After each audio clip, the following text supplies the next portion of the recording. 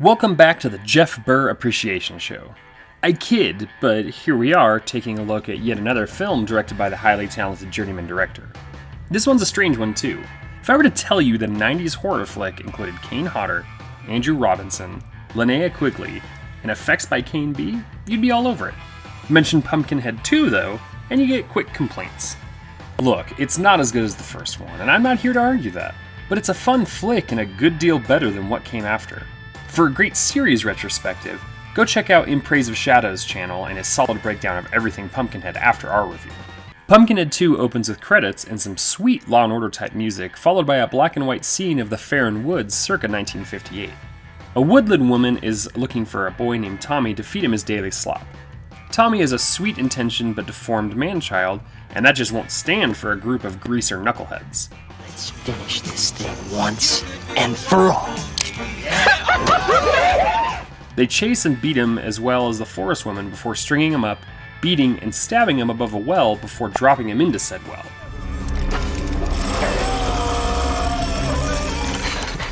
Dirty job. But someone had to do it. Jump ahead 35 years or so, and Sheriff Andrew Robinson is the new lawman in these parts after coming home from New York with his wife and daughter. His daughter runs into the local crew of ruffians whose leader is the town judge's son.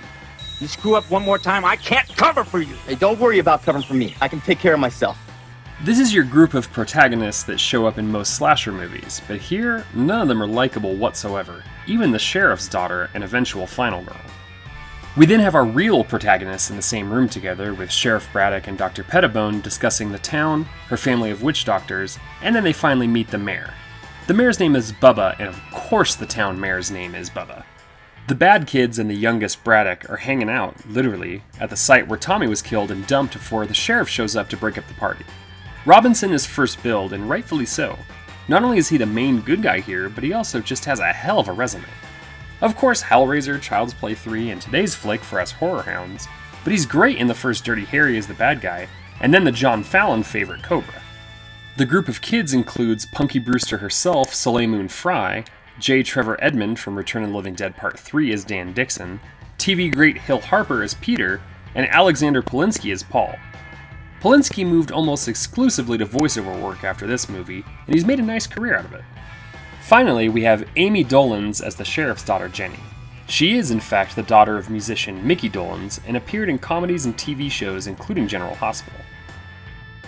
Sheriff Braddock asks his daughter not to hang out with the group of kids, so she does just that and continues hanging out with them. They end up driving way too fast at night on a highway, and even drive with the lights off for a bit, which causes them to hit Miss Osi.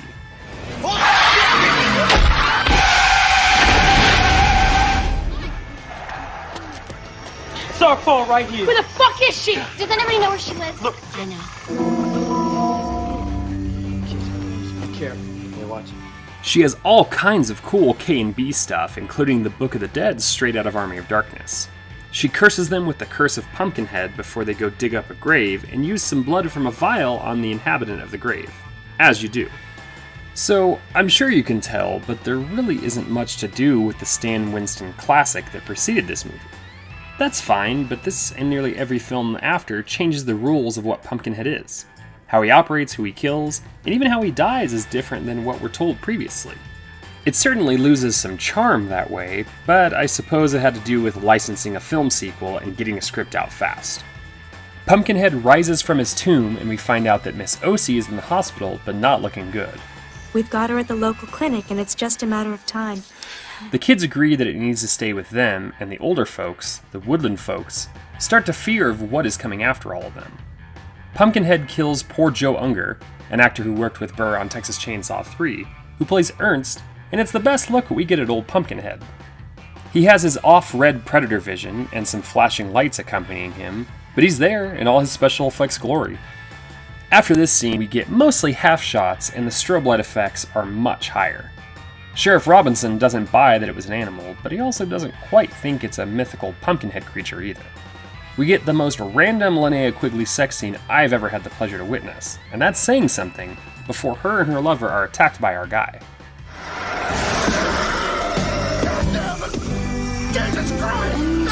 He kills the man, whose identity becomes important later, but Quigley makes it out unscathed. Well, physically anyway. The scene is one of my favorites actually, as a sweet country song plays as the gourd noggin, sorry, I just got tired of saying Pumpkinhead, breaks the guy's back.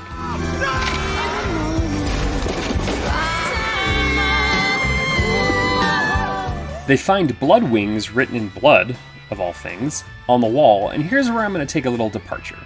Blood Wings, Pumpkinhead's Revenge is a PC game released just a little while after the movie. Does it have anything to do with the movie?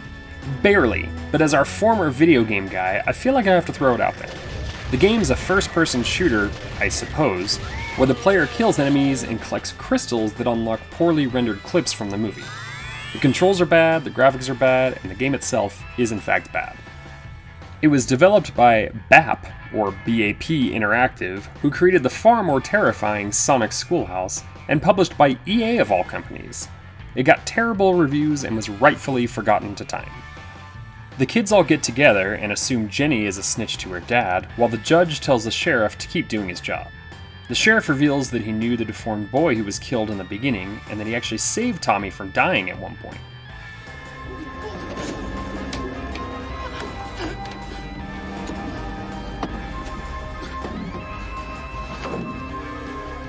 This comes out of nowhere and probably would have been good information to have considering where the events have taken place, but whatever. The jerk kids go back to the grave to confirm what they already know, and decide to make it easy for Tommy and hold up in one place for the night. There is a good explanation for all of this. Until we find out what it is, we're sticking together. Kane Hodder enters the chat in a cockfighting ring that draws our pumpkin's ire, and yet another witness was left alive in the now catatonic sister of the victims. The sheriff and the town doctor Scooby-Doo their way to the hospital to see if they can get anything out of Miss O.C., and she tells them, already dead mind you, that Pumpkinhead is taking revenge on both the men who killed Tommy 35 years ago, and then go for the ones who wronged her. This is a nightmare. She's dead.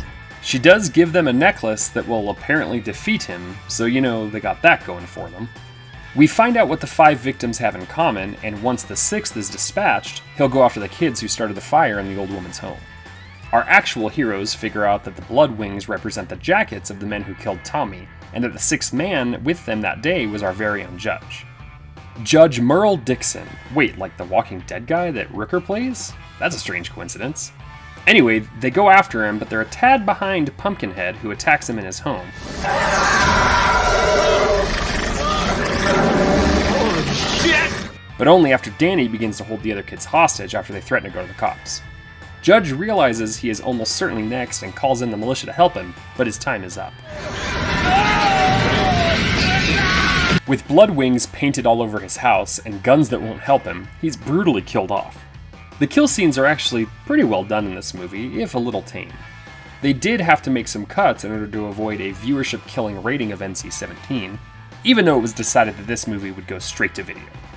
It has some really good production value, and honestly, you have to credit director Jeff Burr with that. The script is lackluster, and some of the chosen actors mail in their lines. The performance he gets out of Robinson and the way the movie is shot in general really elevate it above its direct-to-video standard. And that's not to say direct-to-video movies can't look good, but I had no idea this wasn't theater-bound until after I watched it. The script and story were authored by a couple of guys who only have this movie to their credits, and whether or not they were aliases or this was their only shot, the story doesn't always gel, or even make complete sense. Pumpkinhead, now free of the 6 men that killed Tommy, turns his sights on the teens that were cursed earlier in the week. He picks them off one at a time in a mostly satisfying fashion. 2 of them get a spear through each other with shades of Friday the 13th, and the ringleader joins his judge father by getting his head completely twisted off. Down to just Jenny, Braddock confronts Pumpkinhead, now just calling him Tommy, and pleads with him to spare his daughter. He has punished both his murderers and the ones that attacked Miss O.C., and is reminded that Braddock even saved him once upon a time. Tommy lets the girl go, but is blown away by the very late posse, whose guns work better than any other gun in the movie, and he even falls into the same cavern on the same hook that he did years before. Even though the puppet or costume doesn't hold up when you see the full body, the music playing while he dies the same death as before makes it impossible not to feel bad.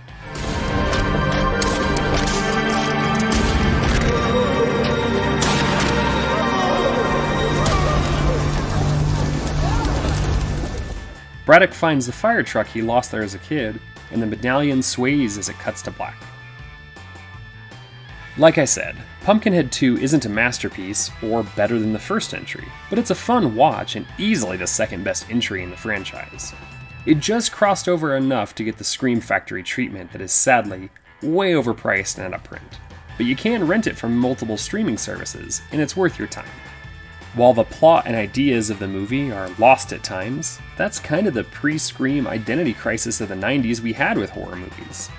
Give it a shot when you're looking for those lost gems within the various horror series. You'll be glad you did.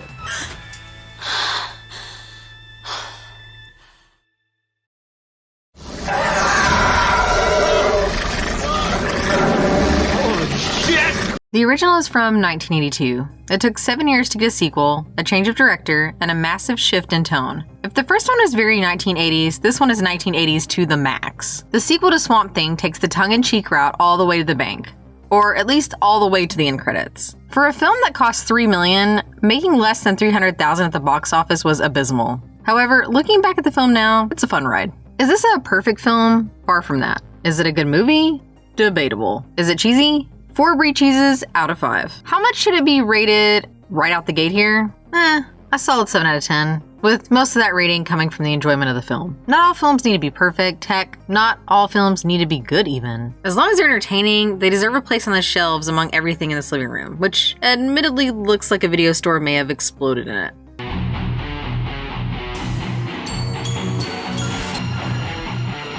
Nice hearing from you, Carlos.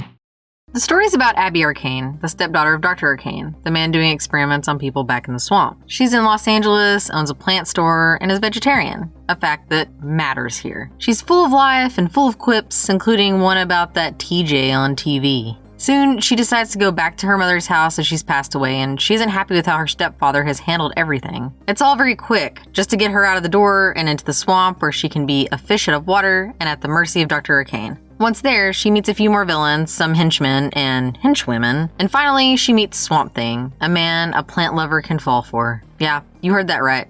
Fall for which she does, of course. A few other people come and go in the story, plans are thwarted, and the plant man finds a way to pour himself into a bathtub, saves the day, and wins the girl. The story here is not exactly complex, but it also doesn't claim to be at any point. One of the good things this film does is not take itself too seriously.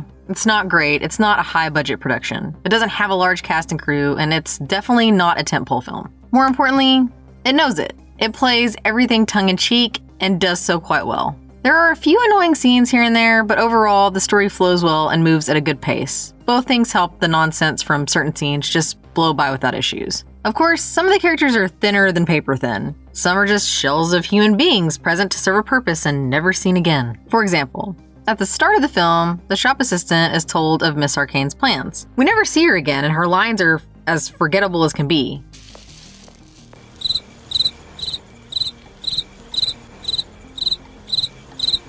She's there, so we get exposition without Arcane going full plant crazy lady, talking to her green friends a bit too much. I'm not even gonna call. I'm just gonna go down there and confront him. I mean, why should he mess up my life? We get treated to a few more of these characters along the way, but it's not a hindrance to the story or its logic.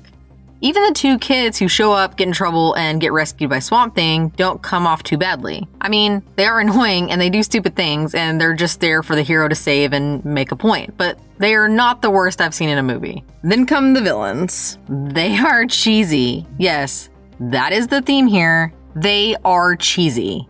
Like a 5-cheese lasagna at a cheap Italian diner cheesy. Are they effective villains? Or even henchmen and women? No. They are some of the least threatening villains to put in a film, but somehow they make sense here. They're silly, they're ineffectual, and they don't bring much, but they do entertain. Some of them you love, some of them you hate, and some of them you love to hate. Dr. Arcane himself is such a caricature that it's hard to take anyone seriously in this film. The fact that Abby is his stepdaughter is mentioned here and there, but she also seems to be considered his daughter. The death of her mother was years ago, yet she's now going to rectify things. Once she gets there, the plush, fluffy bedroom she's given makes all of her worries go away. That is, until she gets imprisoned and needs saving. There's a lot of back and forth and so many different things in this film, yet none of it sticks or is very impressive here while it all fits somehow. This is the kind of story that makes sense here within this world. It makes sense for those who have come here expecting a silly comedy with seriously dark bits. It's one of those films that wouldn't make any sense in any other setting with any other cast in any other movie. The movie's direction here is by Jim Wynorski, the man behind Chopping Mall, 976 Evil 2, Munchie and its sequel Ghoulies 4, and a ton more. The man comes from the Roger Corman way of filmmaking, which means that he can do a lot with very little in terms of budget and resources. He can make the most out of just about anything. The script by Neil Cuthbert and Grant Morris, from characters created by Lynn Wein and Brittany Wrightson, is clearly on the humorous side. And Wynorski's touch brings it fully into its dark humor and gooey quality for the viewer to enjoy. The direction here is pretty much exactly as expected by Wynorski, and it works. The film is kind of insane, a bit silly, splattery, and filled with a bunch of nonsense, and he makes the most out of all of it. This is a pure 1989 low-budget comic book film that may seem to have skipped on seeing its trailer and how it didn't seem to make sense with the first one by Wes Craven. It's a massive departure from the Craven film, but it still makes sense with it, in a way. It's like, what if Craven went cheesy, something he's done before, some would say, with Deadly Friend? Okay, it's not that cheesy, but it has some cheese, like 2 out of 5 on the brie cheese scale. You like cheese? My favorite's Gouda. In terms of cast, the film has one very familiar face around whom the script was adapted a bit with a T.J. Hooker reference and a Motley Crue joke. Heather Locklear was a big name back in 1989 with lots of magazine and television coverage. She had been on Chips, 8 is Enough, Fantasy Island, The Love Boat, T.J. Hooker, Dynasty, and a bunch more before the return of Swamp Thing. She was an established actress and a hot one regarding how much attention she attracted. Her marriage to Tommy Lee had her on the cover of all kinds of publications, making her even more recognizable. She was everywhere and everyone wanted her. She was, and still is, a decent actress, and she clearly gave this film a lot of energy and did what she could with the part. She's fun to watch here and helps the story make sense a little bit. The cast only has 2 returning members from the first film, Louis Jordan as Dr. Anton Arcane and Dick Durock as Swamp Thing. It's minimal, but they both help connect the 2 films together. Jordan chews some serious scenery here, and Durock does the best he can considering he's under tons of prosthetics. In the only sequence where Swamp Thing is in human form here, the part goes to a completely different actor, something that feels unfair once it's found out. While watching the film, the other actor doesn't get enough screen time for it to make a difference. The rest of the cast overall seems to have been given the same direction as Jordan, with some serious scenery chewing and a few cases of taking this film way more seriously than it needs to be. As a whole, the acting works, though. I mean, it works for the film. Is it great? Nah, no way. Does it work for the story and everything else? Yep, indeed, it does. The cast in general understood the film was not some serious drama or a big-budget action film, nor was it a comedy through and through, so they had some odd dance to do to make this work, and most of them did. Now the practical effects. They are lovely. By that, I mean they are gooey, they are made of latex and rubber, they are gross at times, and almost sweet at others. Yeah, Swampy growing a flower out of himself to give to Abby got me. The practical effects are on point here, especially considering the budget being $3 million total. There had to have not been that much left for the effects once the cast and crew were paid for. The Swamp Thing design is clearly from the first film, but there are other beings in Dr. Arcane's lab that are both gross and sad here. All of them in different states of mutation from their human forms to their whatever form. The work on the special effects for them, from their design to their application, shows talent and that the filmmakers knew what they wanted here. They look gross, they look cool, they look a little cheesy? Yeah, like a good blue cheese dressing cool. Cheesy gross. Now, 2 other aspects of the film that just hit you in the face with their cheesy factor are the set designs, set decorations, and costume designs. The work by those teams comes together like the perfect baked ziti, all cheesy, gooey goodness. Yes, it's another cheese comparison. I don't care. The film deserves it. The work on the production design and decor is done with the range expected for the budget. It means the lab looks like a set, the prison looks like a set, and a few other places look like a set. But it works. I mean, it mostly works. And it certainly works within the confines of this movie. The costumes are where things are great here. The wardrobe for Abby Arcane has everything from pastels to satin to big brim hats to purely 1980s accessories. This is the late 1980s, so it shows. It's the end of the decade, so things are a bit more in your face, a bit more extravagant, so as expected for the end of an era, or almost the end of an era. Some could debate that the 1980s style of clothes and accessories we think about when reminiscing about the decade was more from the mid-1980s to 92, but I digress. Here they're in full-blown 1980s mode and they are glorious, like a nice 3-cheese pizza. You know I had to. The wardrobe is stunning in all of its tacky glory. It's gorgeous, and it fits star Heather Locklear perfectly. On the male side of things, Swampy doesn't need clothes except in that one sequence where clothes aren't the point anyway. Dr. Arcane gets some fantastic suits here, and the henchmen and henchwomen, do we say hench people? have some colorful versions of hench people outfits that just fit the film's tone. Overall, the fashion on display here is on point, like in the first film, and it almost becomes sort of a character of its own. Kudos to the costume designer Vicky Grief for her work here. Love it. And that's unapologetically loving it. No irony here. The Return of Swamp Thing is a solid visit to the cheesemonger, all flavors included. It's a cheese-tastic movie, and I love it for it. I may have actually seen it before the first film, and it may have influenced my love of the original. I love this movie, even though I fully see its issues from some story problems, some acting bits that don't fit, and some other stuff that just is not quite on point. But after all is said and done, the 7 out of 10 rating is fair. It's a ball of great cheese. A film not to take too seriously, and a film to watch with the intention of having fun. It's one of those films that's a great watch with people, a bunch of friends who don't mind having a running commentary, maybe some cheesy dishes, and a few drink options for those who partake. This is a film that could be watched with kids, as the only adult situation here is just so silly it's not really an issue. Of course, the mileage may vary. For this film nerd, the film is in regular rotation at home, one that's just fun to pop in and enjoy. Since I've already covered my favorite zombie film, Day of the Dead, Romero's masterpiece in my opinion, I'd like to lean more into the horror comedy this time around. I've always loved Return of the Living Dead, and I'm here to support its sequel and give some love to its toxic brother, Return of the Living Dead Part 2. I should state that I am fully aware of the hate this movie gets. I've been watching horror since around the age of 5. Yeah, parenting was a bit different back then. I'm with the masses, and agree that the first is a masterpiece. Balances the tightrope of humor and dread to absolute perfection. The effects are golden era practical. And this. They would tear off my clothes. Let's get some light over here. Well, I saw this in grade school, and yeah, never forget.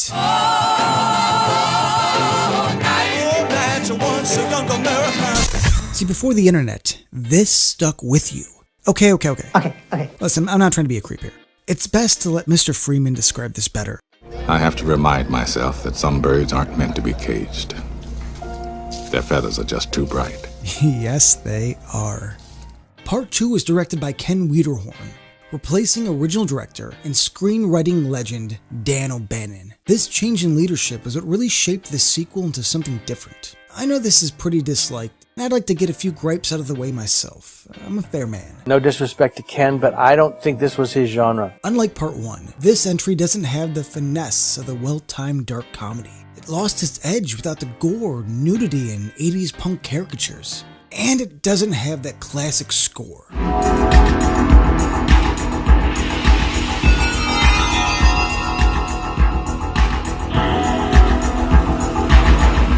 But despite its utter failure to live up to everything Part 1 did brilliantly, there's still a fun and entertaining little zombie movie tucked away in here. The movie acts as a sequel and a reboot at the same time, to make matters more confusing, but also great. Frank and Freddy are sort of back by the names of Ed and Joey, played once again by Tom Matthews and James Karen. Same personality, same character arcs, but now grave robbers instead of warehouse workers. We get a Blues Brothers-esque meta wink-wink by Matthews. It's like we've been here before. It's like a dream, this whole thing. You, me, them, everybody. And even a cameo by the returning Colonel with the vague, Jesus Christ, not again. These are the same drums from the first, now being transported across the country. Since the exact same plot points happen, it's best to take this as more of a comedic gateway horror remake of the original. The central character is Jesse, a dorky kid who stumbles upon one of the drums and tries to warn the government about the outbreak. He's joined by a young Bobby Briggs, his aerobic-loving sister, and probably the most chilled doctor ever. This man cares about his car over the safety of these people. 30 years I've owned this auto, and I've never put a scratch on it. Give me that, will you? Hey, come on! I can't really argue with the guy. Now, not a group of cool punks this time around. But we make do with more of a family unit. Think the horror version of Adventures in Babysitting. Now, watching this as a young kid, I like the idea of everyone being relatively young. You're young at heart, Doc. Now, do I prefer 80s punks including a pantsless girl? Yes. But there's a charm to the kids, which are also 80s tropes, trying to stay alive in the warm and comforting Southern California. Ashbrook's Tom is probably the best character and the closest thing we get to a commanding lead. Sorry, but Jesse is serviceable at best, and I'm being really kind here. Though his bully is kind of fun. In an over-the-top yet perfect for the time, quintessential asshole. His obnoxious braces alone make him a first-class douche. And let's give a little credit for killing the kid right off the bat. Also straight up killing his dad, and then his mom. The movie basically said, f this family. As we follow Tom and his newly adopted work family across town, we get set piece after set piece of them surviving the onslaught. And this is where the film shines, when it's having fun. We get a cool car top attack with an enjoyable severed hand gag. The ending scene at the power plant. I love 80s electricity. And who can forget the great hospital scene?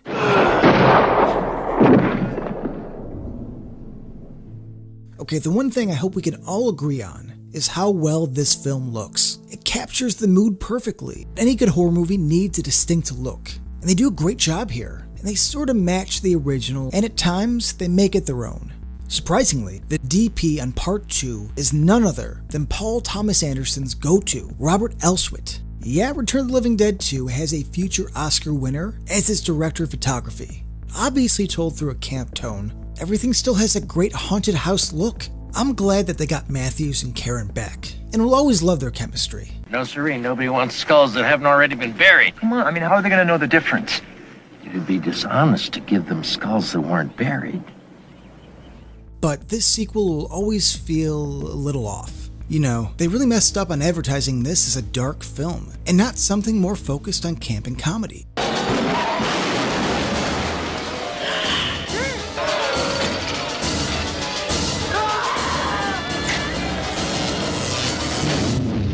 Return of the Living Dead, Part 2. Not to mention the removal of the original score, because of some rights issues, which recently was restored thanks to Shout Factory. I don't hate the tone. In fact, I enjoy its campy dad humor and poor man's Spielberg vibe. Having a dorky kid lead an adult adventure. Show me right there! Hold it. Pardon me, but could you tell me who the President of the United States is?